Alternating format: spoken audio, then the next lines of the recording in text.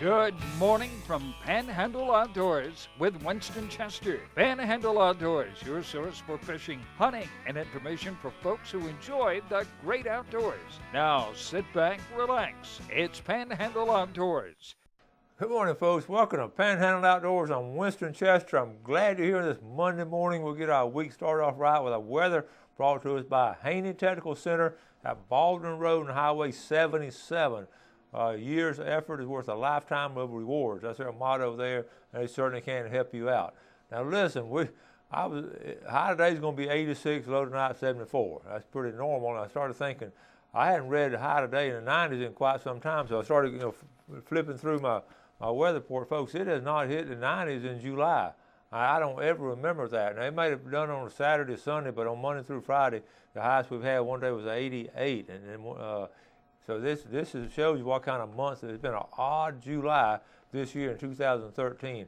Had been inundated with the rain, and actually there's a 60% chance of rain today. But I just thought that was just very unique to have this kind of weather.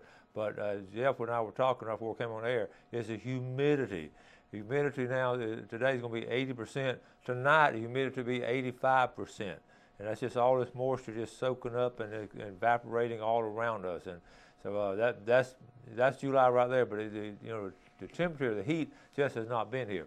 Okay, the moon phases. Every Monday we like to take a look at our Monday moon phases, and this week we're on a waxing moon, and the moon is waxing all week. And you can see we're on that third Monday right there, and waxing up. By the weekend now it's going to be pretty strong, and by Sunday night we're getting into a full moon. So we do have, and then starting next week it'll start waning a little bit on us. So it's building up all week, and good strong there. The marine forecast is coming out of the east at 9 miles an hour, and sunset day at 7:46.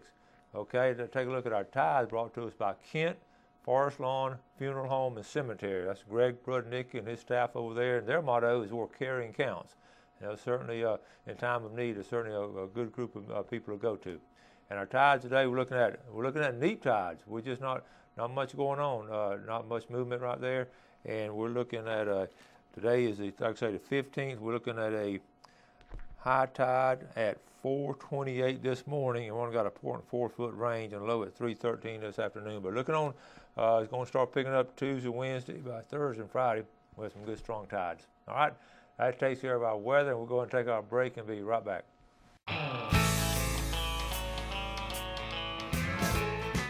All right, welcome back. Glad you're with us Monday morning. Got a big week planned, all kind of exciting things going on outdoors. Make sure to make that part of your plans. But let's start. Remember I told y'all when it had all this rain and the rivers got up around 15, 18 foot, I told y'all there'll be some folks really out there catfishing along these riverbanks and all in certain places up in the sloughs. And we didn't get any pictures of the sloughs, but just to go to show you that what I was talking about now last week, I get a Calhoun Liberty Journal each week. It's a weekly paper. And it's sort of like Mayberry or RFD. I mean, I have kin folks over there. I keep up everybody and all the in-laws and outlaws and everybody over there. And a lot of good folks there, so I enjoy reading it. But on the front page of the last week's issue of the Calhoun Liberty Journal, check it out. What are those folks doing right there? They're fishing from the bank. They're catfishing right there. And that's what I was tickled when I got that out of the mailbox. I got tickled. I said, I got to show this to the viewers. You understand what I'm talking about? All these little things I tell y'all, I'm not making these things up. This comes from all my lifetime of experiences and listening to people and watching things and these things going in the Panhandle. I wish we had some pictures of some folks getting back up in those sloughs and fishing. And I want to do that pretty soon, so we may do that. Now, let's go from catfishing to sharks.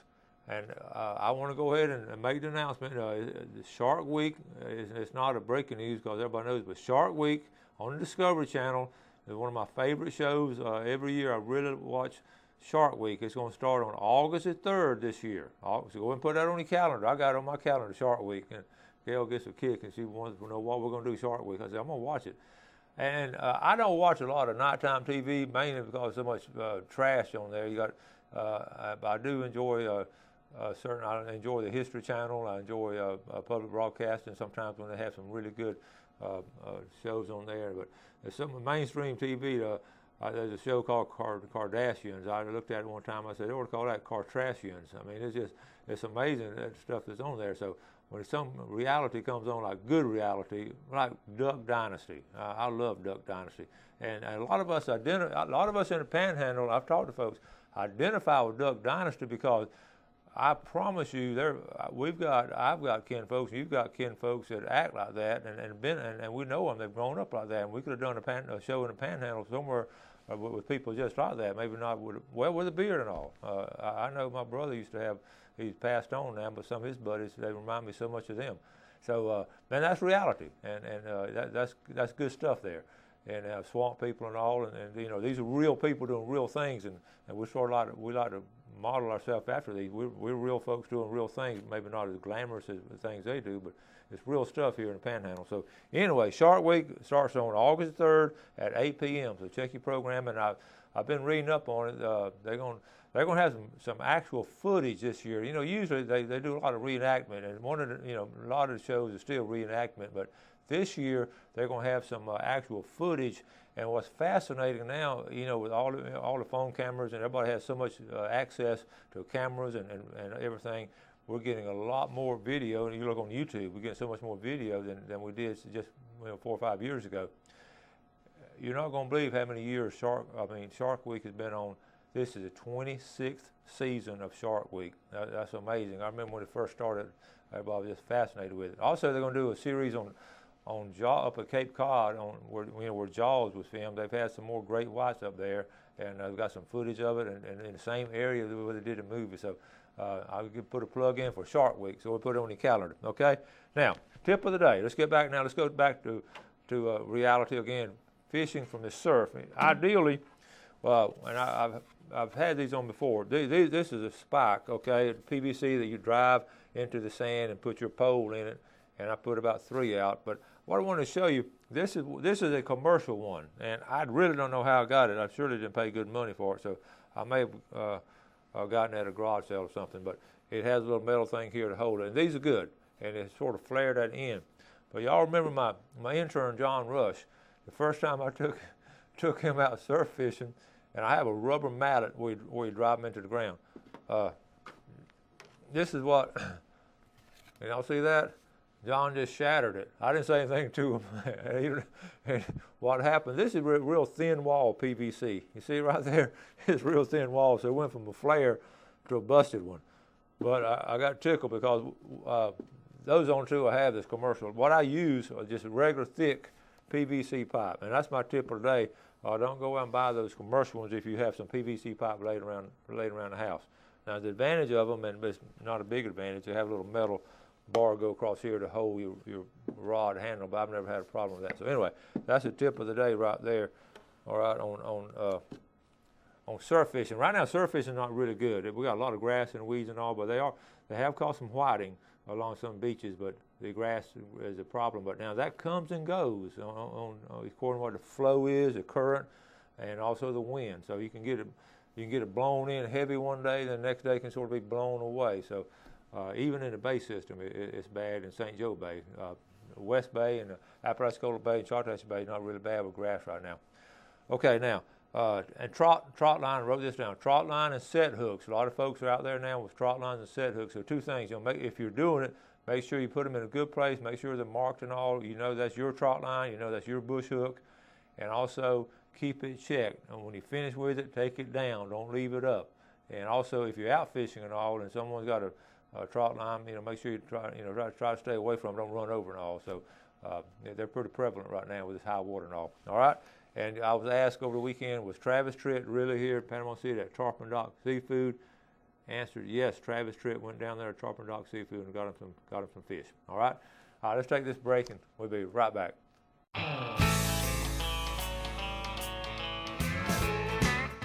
Hi, welcome back. Now, we always like to have some pictures every day, and thank y'all so much for sharing the pictures. I get some sent straight to me, and then some on the Facebook page, but these are all fresh pictures that didn't happen 2 or 3 years ago or last week. Well, usually within the last 3 or 4 days. So just grouper, some nice grouper catch being seen in. Check this out right here. All right, this is a nice one. This is Jared Seifert with a nice grouper right there, and Okay, now they were also on the same trip. Look at this. They only got part of this one on the shark. Speaking of sharks, the shark got the other part of it. Every fishing trip now, just about, you're going to see, I've shown a lot of shark bite pictures. There are a lot of sharks out there. That's something else about Shark Week. I've had more encounters with sharks this year personally than I've had in a very long time. A lot of sharks out there. Now, let's jump into something different now. I just want y'all to be aware of this. This is our health department twice a month. They will check out the water quality, and it's just something, it may not be pleasant, but it's speaking of reality. They check out the bacteria content in the water and what the bacteria from the intestinal tract of humans or animals, and that's what the red flag goes up. Actually, the flag doesn't go up, but to them, they have to put out an advisory. And now I want to give you here are the numbers, and really start from left to right. On the screen here, I'm going to show you the numbers that has an advisory this past week. Now, a lot of rain, so sometimes we get a septic tank overflows and different things, but this is real stuff now. Number 2, right there, all the way up there, top left, is Laguna Beach. They have an advisory. Keep going right next to it, the Panama City Beach Pier. Think about all the people swimming at the Panama City Beach Pier.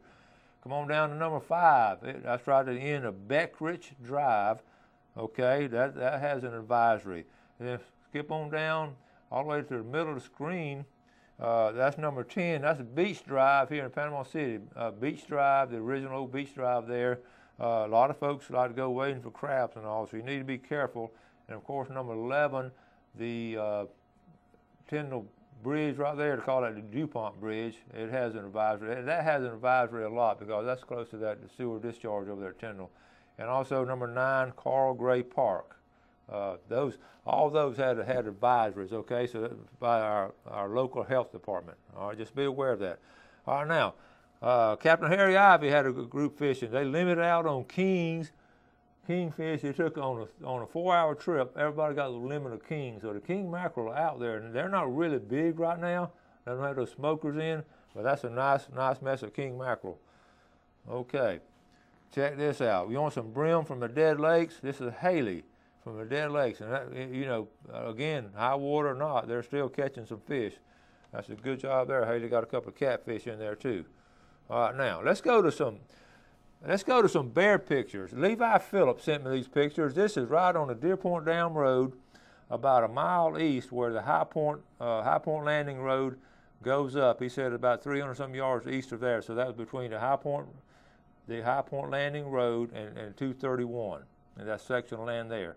Okay, it's not.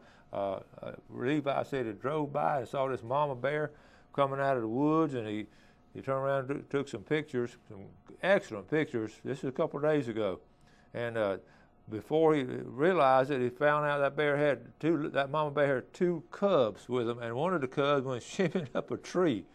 that was a great picture there, Levi, and here's when it first coming out. Okay, the mama bear there, just sort of looking around. But he had some good pictures of a bear. And we had the bear problem we talk about. There's so many bears out, and right there is an excellent example of it. We had when they took. I was writing down some bear facts, and I was looking it up. Check this out. 1970, we had 300 bears on record. 300. And now we have 3,000. And the last time they took a survey was 2002. It was 3,000. And the FWC, they get complaints. They get about about 6,000 complaints a year. 6,000 calls in the year of bear complaints. So there are a lot of bears out there. The biggest culprit to attract them is the trash, the food, the garbage, and all. They're just looking for food. That's all they're doing. So if you're in an area, I know. Here in Bay County, it's 231 and east towards Springfield and Callaway. They have more bear problems than we do on the western side, and also places like Carabel. I mean, I showed you that flashing sign beside Highway 98, bears. They have a lot of them down there, so just be aware of it. And I know this time of year we talk about it is because they're not really dangerous at all to people unless you just have a lot of food out there. They're going to go for that food, but we talk about it a lot during hunting season because they're spotted more, but they're out there this time of year too. All right, now, let's see. My book, I got another email. I've gotten several emails, people want to order my book and want to know when it's going to come in and all that. We'll talk about it later, but it's going to come in roughly in about 6 weeks. I told Gail last night, I said, what we're going to do, they'll come, I'll get 100 boxes of 10 books, okay? That'll be 1,000 books. And the very first box, I'm going to bring down here to the station. I'm going to open it up, and I'll pull out the first book. I'm going to give it away to somebody that watches Panhandle Outdoors. So if you haven't, and I'm going to take it out of the pickle jar. So if you haven't registered and maybe don't like seafood or something, haven't registered each week for that, then go ahead and register, because in about 6 weeks, the very first book comes in, I'm going to give it away to one of my viewers. All right? So go ahead and register online, and we'll put you in the pickle jar.